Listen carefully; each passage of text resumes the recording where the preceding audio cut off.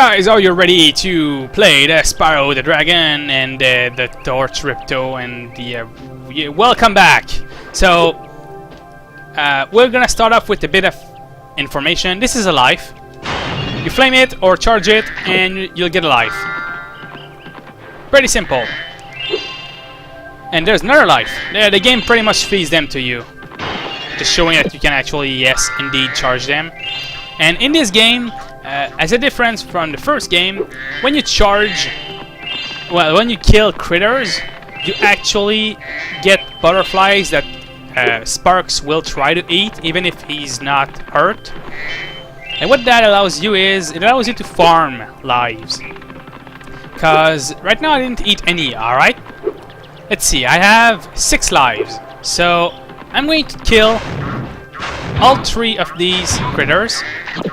And Sparks will eat all of those butterflies. So that's 3. Whoa, he ate the butterfly from all the way over there and it vanished here. Wow. Sparks is a master. But what I'm saying is, I have 6 lives. So if I eat 7 butterflies, I will get a life. And this goes on and on. If you have 8 lives, well, you can eat 9 butterflies and you get a life. But I think there's a cap. I think at 11 you don't get any more lives. Well, I think no, not any more lives, but you need only 11 butterflies. Even when you have 42 lives, you can just get a life after 11. Spyro, this is the homeworld called Summer Forest. There are portals to many of the Avalar worlds around here. Unfortunately, Ripto has taken over the castle, and we need your help. Start by retrieving the talismans from each of the worlds you go to. Talismans must speak the green words. So basically here there's nobody, but if you're really bad and you fall down here because you don't know how to fly, I'll just kill these to show like the thing. Like I have 6 lives, so in theory the next critter I kill should be giving me 1 life. I'm just showing this off so you don't call me a liar, because that's how it works for real. And this time around, too, which is interesting, you can see the total amount of gems you have in total, not even just for this level. Like when you check your stuff. To check the 4th level, you need to press start, which shows you the guidebook. So, Hunter just magically appeared here. Hiya, Spyro. Yeah, he's saying, you know, you have to glide across this place, but I know how to do that. I just wanted to go down. Anyway, here's critters. Actually, did I miscount my stuff somewhere or what? I swear, you need to get your life okay, there it is. Huh, weird, I needed 9 of them. Maybe because I gained 2 lives, it sort of threw it off or something. And there's Zoe, she's not gonna tell you anything special, but let's talk to her. Sparks, the dragonfly following you around is your health indicator, Spyro. The brighter he is, the more hit points you have. Health indicator. Yes, basically we already knew that from the first game. And there's that asshole. Fucking bear. Come on, talk to us. Sorry, Spyro. I'd love to teach you how to swim underwater, but not as much as I'd swim love to underwater. take your treasure. Yeah, we need 500 gems to learn how to swim. Which is admittedly the most important skill in the game, because well, you absolutely need to swim. I think even like speedrunners need it to perform a lot of tricks and stuff, so it is indeed the most important. And there's a 25, no, that's a 5 gem. Did I get a 25 gem already? I probably have passed it, but yeah. In this game, gems have different shapes, which is nice. And there's Hunter.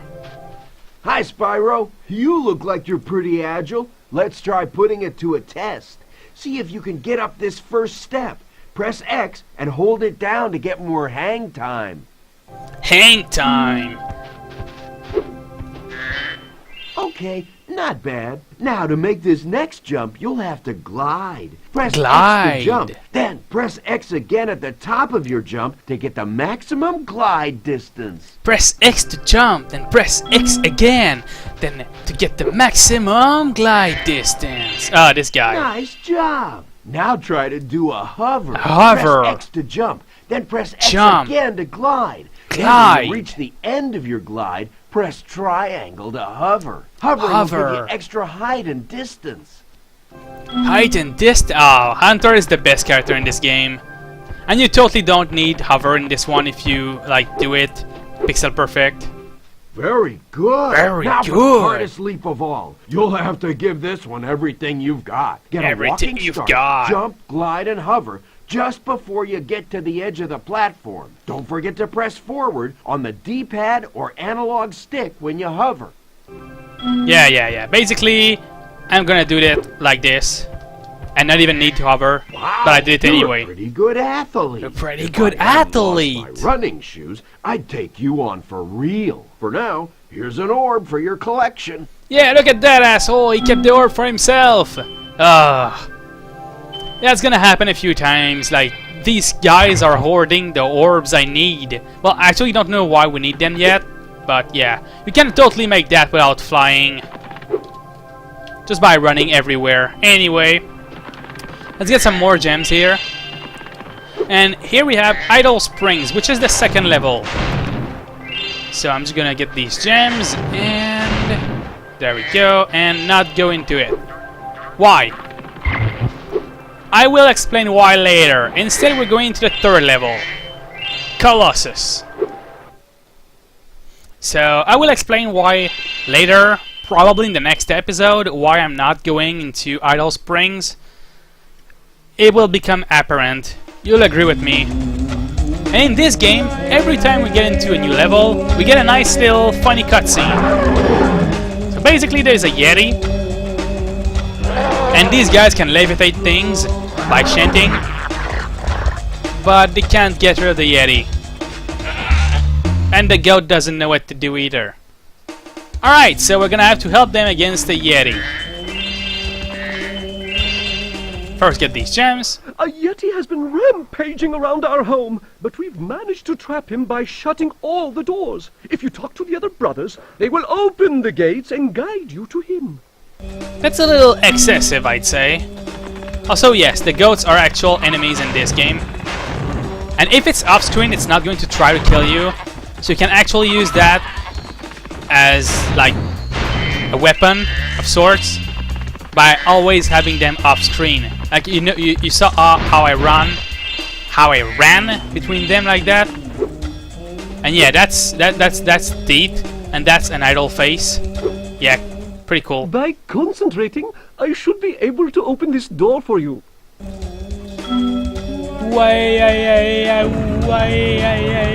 Ah, these guys. They're chanting, yeah.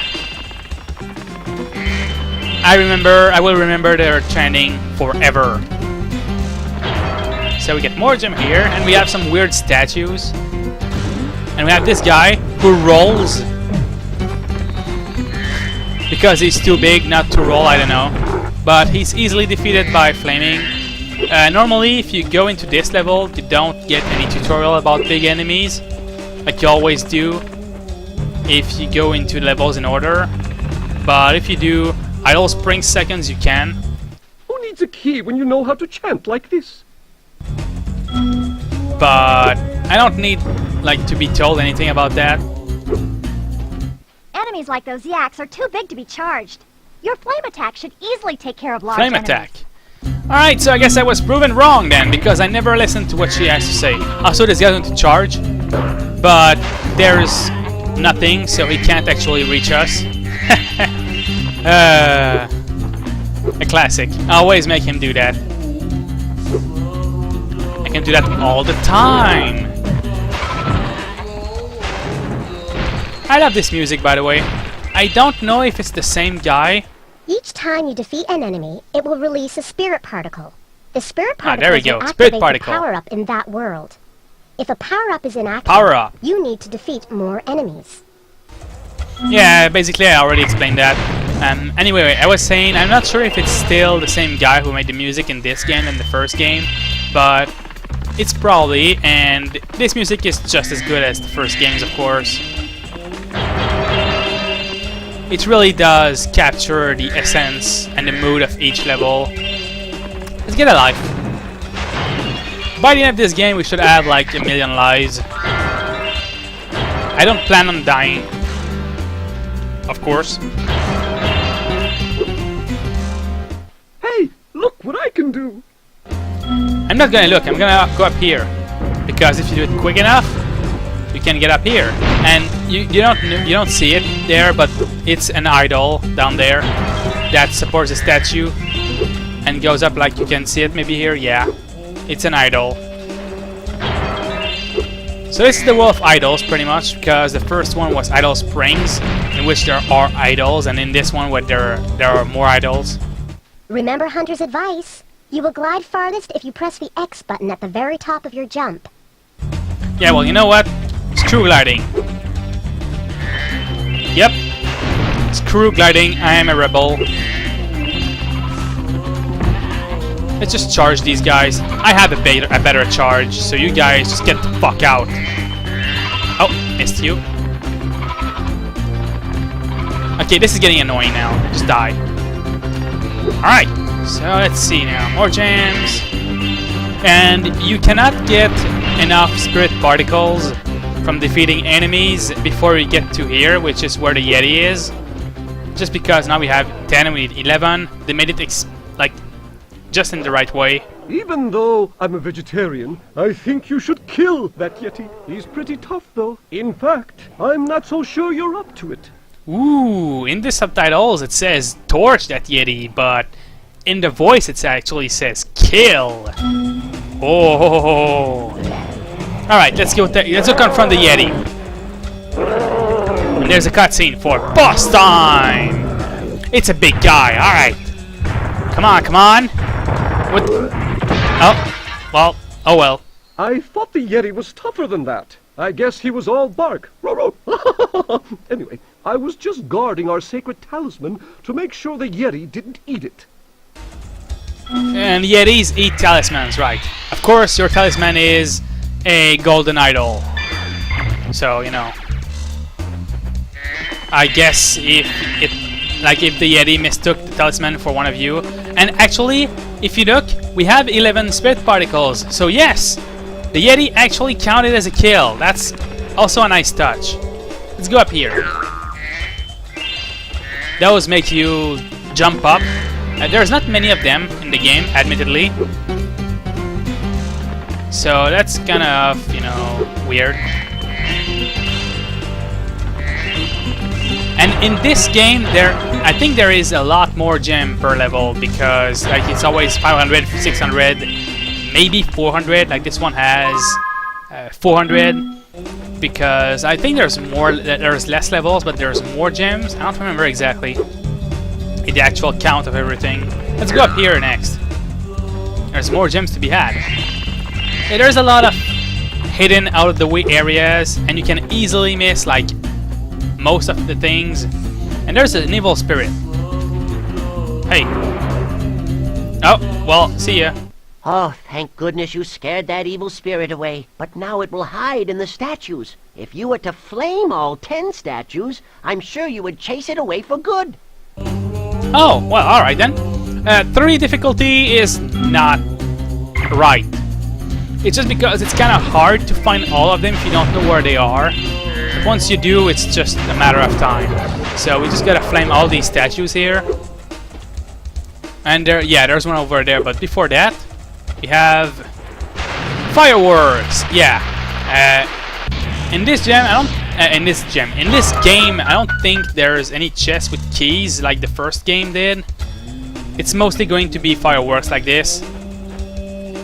Anyway, let's go over here and get more gems. Even more gems. Gotta feed that gem addiction. And more enemies too, which are pretty easy to beat still. And this guy's going to charge. Oh, sorry guy. Better luck next time. You should watch where you're going instead of charging blindly, you know? I say as I charge blindly into the wild blue yonder. And there's another statue over here.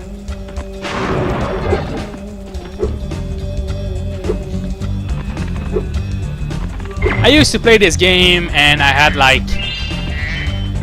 special challenges set onto myself where I was like, okay, I can't walk, I have to always keep charging no matter what I do. So that's why I guess I got good with charging, I don't know. So yeah, just finding the last statues here. One here, and there's 2 left. But we're not gonna get all of them yet. We're gonna get all of them except one. For a very specific reason. When you get the last statue, it will throw you back to the professor's room, and I don't want that to happen yet. So I'm going to go over here. You might remember in this cave there's another statue. And the last one is in a zone we have not explored yet. The zone is accessed by going here. Ooh, nice landing. And coming out the window. You couldn't do that before the Yeti was dead because the windows were not broken. So I don't know how everything here was set up. You could flame this, but not yet, like I said. And in this game there is ice physics. Oh, and you can't jump off the ice for some reason. And I hate the ice physics in this game. Well, I'm kind of okay with it, but at the same time I also really hate them, like everybody else. So I don't know. Remember when I mentioned ALGs? Well, Spyro, welcome! We have found that hockey is a peaceful and calming sport. Would you like to join in a match against our goalkeeper? when I say ALG, I mean LOL Gamer. In his Let's Play, he struggled a lot on this, so that's gonna be fun. I don't know if I'm gonna struggle as much, but let's see. Basically, we have to do 2 mini games here in a row. First, we're gonna have to go against one goalkeeper, which is pretty easy. You have 2 minutes to score 5 goals in the red goal. Alright, the difficulty is 2. Honestly, I think the first one is pretty much on point. It's pretty much 2 difficulties. It's not hard.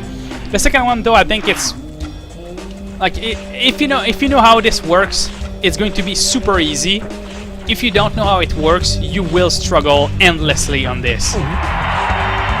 Basically, the goalie will always move slower than like this than you and the puck. So if you throw the puck like this at him too close, it's not going to go in. But if you fake him out like this and then like throw it like this, he's not gonna make it. He's never going to make it. Ever, not a single time. I think the side he sends the puck is also random. If you're lucky, you can catch it by going to a side. Also, there's a crowd cheering. Oh, that was bad. I might actually lose this because I'm bad. But yeah, you can catch it if you're lucky. He's always going to be following the puck and not you, by the way. That's an important thing. I could have gotten it there, but I didn't. The first one isn't too bad. You need to practice a little bit to get how this works. As long as the puck makes it in the goal, it counts. I don't know if you can get in the goal, but if you get in the goal with it, I think it counts as a goal. So, yeah, that could be fun to try, I guess. Here we go, 5 goals. Well done! Have this! Short and to the point. Also, this game has something called skill points. I'll explain them later. Would you like to try a game of one-on-one? But there's one you can get here. The first to score 5 goals wins. You are shooting at the red goal. Off you go. Yeah, the skill point here is basically score 5 goals without the opponent scoring a single goal. It's a lot harder than it sounds. Because now we're actually in it. Like, oh, come on, I totally had that.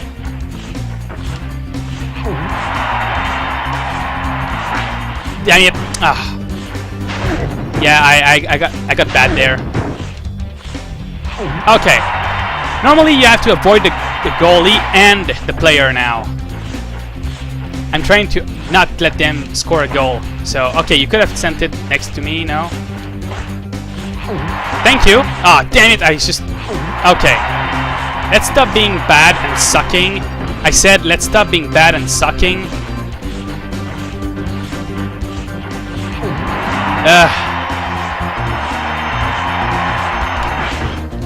Thank you! It's always funny when the goalie actually causes it to go into the goal. Okay, he's gonna get it. This is the difficulty here. If he gets the puck, he's going to ruin your day. A lot. But you can outmaneuver him like this. Alright, so far so good. I don't know if I'm gonna get the skill point, and honestly it doesn't matter because I'm not going for them. Thank you! He's going to do that because when the puck goes toward the goalie, he will try to fire it at his guy, and if he's behind you, well, he's gonna give you the win basically, because then all you have to do is fire it away. Alright, so far so good. Ah, come on. Thank you! Got the skill point. You get a life when you do. Well done! Have this. If you stare at it long enough, you might not see anything. Okay, let's not stare at the orb long enough then. I want to see stuff. And if you want to keep playing, you can, but there's no point. So yeah, that was the hockey game. I really hate it. It might not have looked like it, but I do really hate that game. And let's get another orb. Well done, Spyro! You've scared the evil spirit away! Why don't you take this? I borrowed it from the temple. They don't need it. But you need the orbs. So, whatever. Just whatever. And when we're done, we have this little victory fanfare going on. So that's great. Now we know that we are 100% done with this level. And not a minute too late too, since it's 22 minutes, I say. And we have a little cutscene at the end of every level. Yay!